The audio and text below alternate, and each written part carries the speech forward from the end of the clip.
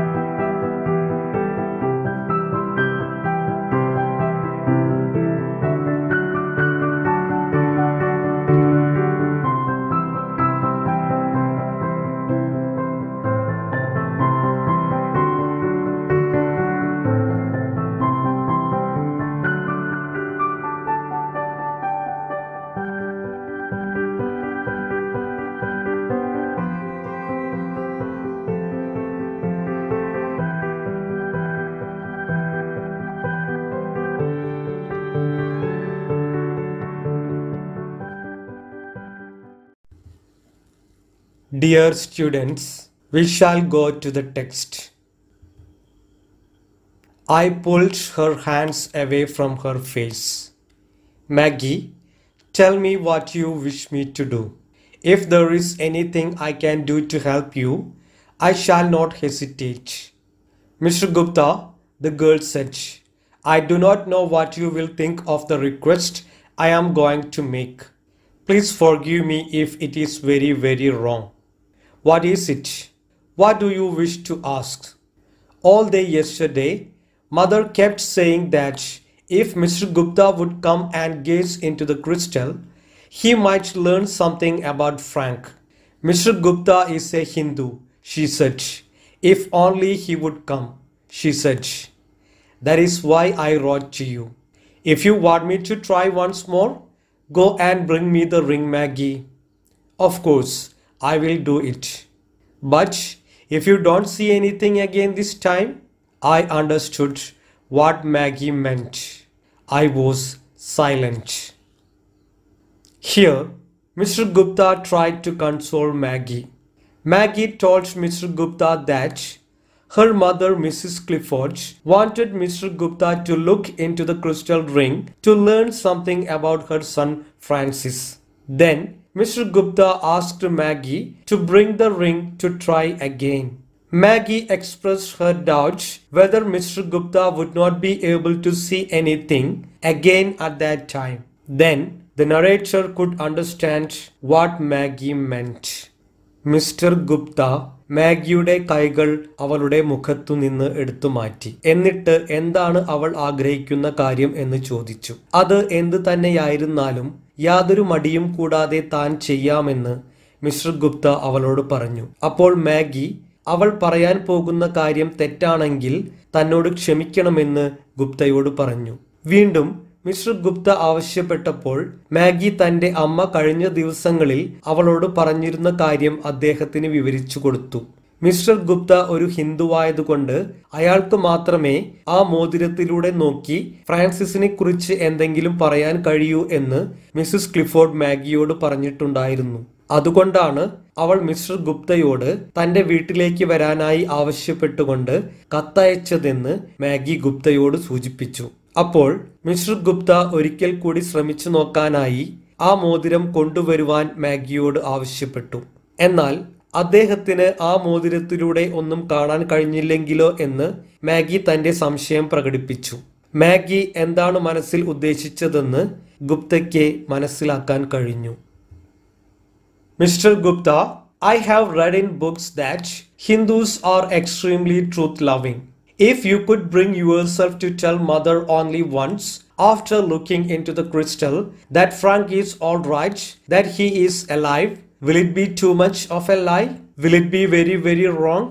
As she spoke, tears streamed from her eyes. I thought it over. I am not very virtuous. I have done my sinful things. So I decided to do this. It would be the least of my offenses. Please, Maggie, don't cry. Where is the ring? Let me take a good look at it this time. If I do not see anything, I shall do as you suggest. God will forgive me if it is wrong. Maggie brought me the ring. I took it and said, "See if your mother is awake." 15 minutes passed before Maggie came back. "Mother is awake," she said. "I have told her you are here. May I see her now? Please come." Maggie requested Mr. Gupta to tell a lie to her mother. He should look at the crystal ring in front of Mrs. Clifford and should tell her that Mr. Frank is all right. She also inquired him whether it would be a right action for him, because she had known from many books that Hindus were extremely truth-loving. Then Mr. Gupta decided to do it. Maggie brought the ring and gave it to Mr. Gupta. He asked Maggie to ensure that her mother was awake. Maggie came back and informed him that her mother was awake. Then Mr. Gupta went to meet Mrs. Clifford with Maggie's permission. എല്ലാ ഹിന്ദുക്കളും സത്യത്തെ മുറുകെ പിടിക്കുന്നവരാണെന്ന് പുസ്തകങ്ങളിൽ താൻ വായിച്ചിട്ടുണ്ടെന്ന് Maggi ഗുപ്തയോട് പറഞ്ഞു. അതുകൊണ്ട് മോതിരത്തിൽ നോക്കിയതിന് ശേഷം ഫ്രാൻസിസിന് കുഴപ്പമൊന്നുമില്ലെന്ന് തന്റെ അമ്മയോട് മിസ്റ്റർ ഗുപ്ത പറഞ്ഞാൽ അതൊരു വലിയ തെറ്റാകുമോ എന്ന് മാഗി അദ്ദേഹത്തോട് ചോദിച്ചു. അപ്പോൾ അവളുടെ കണ്ണുകൾ നിറഞ്ഞിരിക്കുന്നുണ്ടായിരുന്നു. മിസ്റ്റർ ഗുപ്ത സ്വയം ചിന്തിച്ചപ്പോൾ ഒരുപാട് തെറ്റുകൾ ചെയ്തിട്ടുള്ള താൻ മിസസ് ക്ലിഫോർഡിനോട് നുണ പറയുന്നത് അത്ര വലിയ കുറ്റമല്ലെന്ന് അയാൾക്ക് തോന്നി. പിന്നീട് മാഗി വീണ്ടും ആ മോതിരം കൊണ്ടുവന്ന് ഗുപ്തയ്ക്ക് കൊടുത്തപ്പോൾ അവളുടെ അമ്മ ഉണർന്നിരിക്കുകയാണോ എന്ന് അദ്ദേഹം ചോദിച്ചു. 15 മിനിറ്റിന് ശേഷം മാഗി തിരിച്ചു വന്നു. എന്നിട്ട് തന്റെ അമ്മ ഉണർന്നിരിക്കുകയാണെന്നും അവരോട് മിസ്റ്റർ ഗുപ്ത അവിടെ എത്തിയിട്ടുള്ള കാര്യം അറിയിച്ചിട്ടുണ്ടെന്നും മാഗി പറഞ്ഞു. തനിക്ക് മിസസ് ക്ലിഫോർഡിനെ കാണാൻ കഴിയുമോ എന്ന് മിസ്റ്റർ ഗുപ്ത ചോദിച്ചപ്പോൾ അദ്ദേഹത്തോട് തന്റെ അമ്മയുടെ അടുത്തേക്ക് വരുവാനായിട്ട് മാഗി പറഞ്ഞു. I approached the mother's bedside. The ring was in my hand. Wishing her a good morning, I said, "Mrs. Clifford, your son is alive. He is well." The old woman raised her head a little off the pillow. "Did you see that in the crystal?" she asked. "Yes, Mrs. Clifford," I answered without any hesitation. "I have seen it." Her head dropped back. Tears of happiness welled from her eyes. She whispered faintly, "God bless you. God bless you." Mrs. Clifford recovered. It was almost time for me to return to my country. I wished to go to Lambeth to say goodbye to Maggie and her mother. But the family was in mourning. Frank had been killed in the fighting on the frontier. A month ago, Maggie had sent me a card with a black border. I calculated from the date and found that Frank had been dead some days when I told his mother he was alive and well. I felt ashamed to face Mrs. Clifford. So I wrote a letter to them, announcing my departure and bidding them goodbye. Mr. Gupta approached Mrs. Clifford's bedside and wished her. He kept the ring in his hand and told her that her son Frank was alive and all right. Then Mrs. Clifford became very happy and blessed Mr. Gupta. Thus, Mrs. Clifford recovered from her illness. When Mr. Gupta was about to leave London, he wished to meet Maggie and her mother, but family was mourning over Frank's death. Frank had died on the frontier 1 month before when Mr. Gupta told them that Frank was alive. At that time, Mr. Gupta felt ashamed for his lie. So, he did not go to their house. But he wrote a letter to Maggie informing her about his return to India. Mister Gupta കയ്യിൽ മോതിരവുമായി Mises Clifford കിടക്കുന്ന സ്ഥലത്തേക്ക് എത്തിച്ചേർന്നു. എന്നിട്ട് Francis ജീവിച്ചിരിപ്പുണ്ടെന്നും അയാൾ നന്നായിരിക്കുന്നുവെന്നും അവരോട് പറഞ്ഞു. Mister Gupta പറഞ്ഞ കാര്യങ്ങളെല്ലാം അദ്ദേഹത്തിന് ആ മോതിരത്തിലൂടെ കാണാൻ കഴിഞ്ഞതാണോ എന്ന് മിസസ് ക്ലിഫോർഡ് ചോദിച്ചു. അപ്പോൾ മിസ്റ്റർ ഗുപ്ത തനിക്ക് ഫ്രാൻസിസിനെ കുറിച്ച് എല്ലാ കാര്യങ്ങളും ആ മോതിരത്തിലൂടെ കാണാൻ കഴിഞ്ഞുവെന്ന് മറുപടി പറഞ്ഞു. ഇത് കേട്ടപ്പോൾ മിസസ് ക്ലിഫോർഡിന്റെ കണ്ണുകൾ നിറഞ്ഞു. അവർ മിസ്റ്റർ ഗുപ്തയ്ക്ക് ദൈവാനുഗ്രഹം ഉണ്ടാകട്ടെ എന്ന് പറഞ്ഞു. അങ്ങനെ മിസസ് ക്ലിഫോർഡിന്റെ അസുഖം ഭേദമായി. പിന്നീട് മിസ്റ്റർ ഗുപ്തയ്ക്ക് തന്റെ നാട്ടിലേക്ക് തിരിച്ചു പോകാനുള്ള സമയമായി. അദ്ദേഹം മാഗിയെയും അവളുടെ അമ്മയെയും ചെന്ന് കണ്ട് വിട പറയാനായി ആഗ്രഹിച്ചു. പക്ഷേ അവർ ഫ്രാൻസിസിന്റെ മരണത്തിൽ വല്ലാതെ ദുഃഖിതരായിരുന്നു. ഫ്രാൻസിസ് ഇന്ത്യയിൽ വെച്ചു നടന്ന ഒരു യുദ്ധത്തിൽ മരിച്ചു പോയിട്ടുണ്ടായിരുന്നു. 1 മാസം മുൻപ് ഗുപ്തയ്ക്ക് മാഗിയുടെ ഒരു കത്ത് ലഭിച്ചിട്ടുണ്ടായിരുന്നു. അതിൽ നിന്നും മിസ്റ്റർ ഫ്രാൻസിസ് മരിച്ചു പോയത് മിസ്റ്റർ ഗുപ്ത മിസസ് ക്ലിഫോർഡിനോട് അയാൾ സുഖമായിരിക്കുന്നുവെന്ന് പറഞ്ഞ സമയത്ത് തന്നെയായിരുന്നു എന്ന് അദ്ദേഹത്തിന് മനസ്സിലായി. അതുകൊണ്ട് തന്നെ ആ കുടുംബത്തെ കാണുവാൻ മിസ്റ്റർ ഗുപ്തയ്ക്ക് അല്പം നാണക്കേട് തോന്നി. അപ്പോൾ താൻ ഇന്ത്യയിലേക്ക് മടങ്ങുന്ന വിവരം അയാൾ ഒരു കത്തിലൂടെ അവരെ അറിയിച്ചു. The morning of my last day in London dawned. I was to leave before night. As I was breakfasting with the family, there was a knock at the door. A minute or two later, the maid came in and announced, "Please, Mr. Gupta, Miss Clifford has come to see you." My breakfast was unfinished. Maggie had come to say goodbye. Lest she be late for office because of me, I took the permission of my hostess and got up from the table. Maggie was standing in the hall. She was wearing black. I took her into the adjoining library and made her sit down. "Are you leaving today?" she asked. "Yes, Maggie, today is the day of my departure." "How long will it take you to reach your country?" "A little more than 2 weeks. "In what part of the country do you live?" "I have entered the Punjab Civil Service. I shall not know exactly where I am posted until I arrive there." On the day of Mr. Gupta's departure, Maggie came to meet Mr. Gupta. At that time, Mr. Gupta was breakfasting with the hostess and the family. Maggie asked the narrator that how long it would take him to reach his country, that is India. Then he replied that it would take more than 2 weeks. Then Maggie wanted to know the exact place where Mr. Gupta was going to stay in India. But Mr. Gupta did not know about it because he had just entered in Punjab Civil Service. അങ്ങനെ mister Gupta നാട്ടിലേക്ക് മടങ്ങുന്ന ദിവസം അദ്ദേഹം താമസിച്ചിരുന്ന വീട്ടിലെ കുടുംബത്തോടൊപ്പം പ്രഭാത ഭക്ഷണം കഴിക്കുകയായിരുന്നു. അപ്പോൾ അദ്ദേഹത്തെ കാണാനായി മാഗി അവിടെ എത്തിച്ചേർന്നു. മിസ്റ്റർ ഗുപ്തയോട് യാത്ര പറയുവാനാണ് മാഗി എത്തിയത്. തന്റെ സഹോദരൻ ഫ്രാൻസിസ് മരിച്ചു പോയതുകൊണ്ട് അവൾ കറുത്ത വസ്ത്രങ്ങളാണ് ധരിച്ചിരുന്നത്. മിസ്റ്റർ ഗുപ്ത തന്റെ പ്രഭാത ഭക്ഷണം കഴിച്ചു തീരുന്നതിന് മുൻപ് തന്റെ കൂടെയുള്ളവരുടെ അനുവാദത്തോടെ മാഗിയുടെ അടുത്തേക്ക് ചെന്നു. അവിടെയുള്ള ലൈബ്രറിയുടെ അരികിലിരുന്ന് അദ്ദേഹം മാഗിയോട് സംസാരിച്ചു. മാഗി അദ്ദേഹത്തോട് ഇന്നു തന്നെ നാട്ടിലേക്ക് മടങ്ങുന്നുണ്ടോ എന്ന് ചോദിച്ചു. അപ്പോൾ താൻ ആ ദിവസം തന്നെയാണ് ഇന്ത്യയിലേക്ക് മടങ്ങുന്നതെന്ന് മിസ്റ്റർ ഗുപ്ത പറഞ്ഞു. പിന്നീട് മിസ്റ്റർ ഗുപ്ത നാട്ടിൽ എത്തിച്ചേരുവാൻ എത്ര സമയമെടുക്കുമെന്നും ഇന്ത്യയിൽ എവിടെയാണ് അദ്ദേഹം താമസിക്കാൻ പോകുന്നത് എന്നും മാഗി അന്വേഷിച്ചു. അപ്പോൾ ഇന്ത്യയിൽ എത്തുവാൻ 2 ആഴ്ചയിൽ കൂടുതൽ സമയമെടുക്കുമെന്നും പഞ്ചാബിലെ തന്റെ താമസ സ്ഥലത്തെക്കുറിച്ച് കൃത്യമായി അറിയില്ല എന്നും മിസ്റ്റർ ഗുപ്ത പറഞ്ഞു. കാരണം അദ്ദേഹം പഞ്ചാബ് സിവിൽ സർവീസിൽ പ്രവേശിച്ചിട്ട് അധികം സമയമായിട്ടുണ്ടായിരുന്നില്ല. Is the frontier very far from there? No, not very.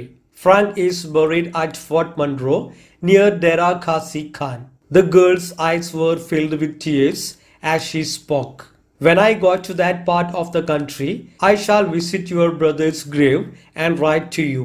It won't be troublesome for you or inconvenient? Maggie asked. Why should it be? Dera Ghazi Khan is not very far from where I shall be. It will certainly be possible for me to go there someday.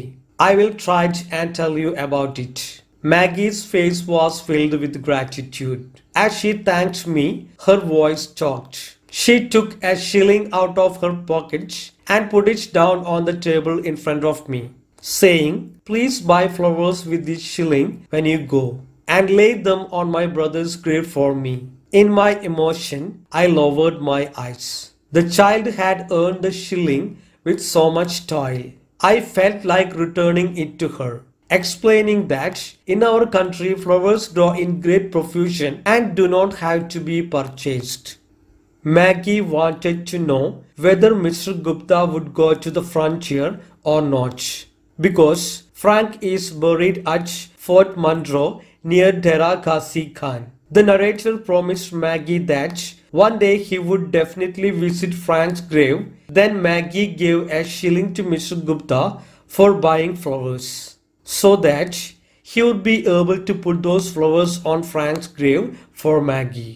Mister Gupta താമസിക്കുന്നത് Indian അതിർത്തി പ്രദേശത്തിന് അടുത്തുള്ള സ്ഥലത്താണോ എന്ന് Maggi അദ്ദേഹത്തോട് ചോദിച്ചു. അപ്പോൾ താൻ താമസിക്കുന്നത് അവിടെയായിരിക്കില്ല എന്ന് അദ്ദേഹം മറുപടി പറഞ്ഞു. ഫ്രാങ്കിനെ അടക്കം ചെയ്തിരിക്കുന്നത് ഡെറാ ഖാസി ഖാൻ എന്ന് പറയുന്ന സ്ഥലത്തെ ഫോർട്ട് മൺട്രോ എന്നു പേരുള്ള ഒരു ഹിൽ സ്റ്റേഷനിലാണെന്ന് മാഗി മിസ്റ്റർ ഗുപ്തയോട് പറഞ്ഞു. അത് പറയുമ്പോൾ അവളുടെ കണ്ണുകൾ നിറഞ്ഞൊഴുകുന്നുണ്ടായിരുന്നു. മാഗി പറഞ്ഞ ആ സ്ഥലത്തേക്ക് പോകുമ്പോൾ തീർച്ചയായും ഫ്രാൻസിസിന്റെ ശവകുടീരം സന്ദർശിക്കാമെന്നും അതിനുശേഷം അവൾക്ക് കത്തെഴുതാമെന്നും മിസ്റ്റർ ഗുപ്ത പറഞ്ഞു. അങ്ങനെ ചെയ്യുന്നത് അദ്ദേഹത്തിന് ബുദ്ധിമുട്ടാണോ എന്ന് മാഗി ചോദിച്ചപ്പോൾ ഡെറാ ഖാസി ഖാൻ എന്ന സ്ഥലം താൻ താമസിക്കുന്നിടത്തു നിന്നും അധികം ദൂരെയാവില്ല എന്നും തീർച്ചയായും ഒരു ദിവസം അവിടേക്ക് പോകുമെന്നും മിസ്റ്റർ ഗുപ്ത അവളോട് പറഞ്ഞു.